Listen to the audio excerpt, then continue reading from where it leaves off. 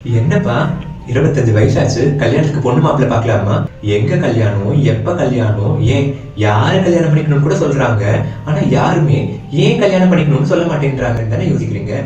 Scroll பண்றதை stop பண்ணுங்க, நான் சொல்றேன். மேரேஜுக்கு 3 ரீசன் இருக்கு. இது தெரிஞ்சா வயசுக்காக கல்யாணம் பண்ணாம லைஃபுக்காக பண்ணுவீங்க. நீங்க சிங்கிளா இருக்கிற வரைக்கும் உங்களோட ஈகோ, உங்க செல்ஃபிஷ்னஸ் எதுவுமே உங்களுக்கு தெரியாது. ஆனா மேரேஜ்ன்றது ஒரு கண்ணாடி மாதிரி. உங்களுக்குள்ள இருக்கிற ஃப்ளாஸ் எல்லாத்தையுமே உங்களுக்கு எடுத்து காட்டும். அதை தெரிஞ்சுக்கிட்டு நம்ம ஒரு பெட்டர் பர்சனா மாறதுக்கான சேஃப் ஸ்பேஸ் தான் மேரேஜ். நமக்கு பேரண்ட்ஸ், ஃப்ரெண்ட்ஸ்ன்னு நிறைய பேர் இருக்கலாம். ஆனால் நம்மளோட லைஃப் டவுன் மூமெண்ட்ஸில் நமக்கு சப்போர்ட் பண்ண யாருமே இல்லையேன்னு நினைக்கும் போது நம்மளை புரிஞ்சுக்கிட்டு நான் இருக்கேன் உன் கூட அப்படின்னு சொல்கிறதுக்கு ஒரு பர்சன் வேணும். அந்த டீப் கனெக்ஷன் கிரியேட் பண்ணுறதுக்கு தான் மேரேஜ் ஒரு ஃபவுண்டேஷன் அமையும். லவ்ங்கிறது 2 பேரும் ஃபேஸ் டு ஃபேஸ் எப்போதும் பார்த்துட்டு இருக்கிறது இல்லைங்க. 2 பேரும் ஒருத்தருக்கு ஒருத்தர் துணையாக நின்று லைஃப்பை ஒரே டைரக்ஷனில் பார்க்கறது.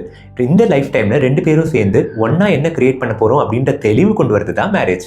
ஸோ கல்யாணன்றது நமக்கு வயசாகிடுச்சு, செட்டில் ஆக போகிறேன்னு பண்ணாதீங்க. நமக்கு சப்போர்ட் பண்ணுற மாதிரி ஒரு பார்ட்னரை ரைட்டாக சூஸ் பண்ணுங்கள். இந்த மாதிரி ப்ரீமெரிட்டல் கண்டென்ட்டுக்கு நம்ம பேஜை மறக்காமல் ஃபாலோ பண்ணுங்கள்.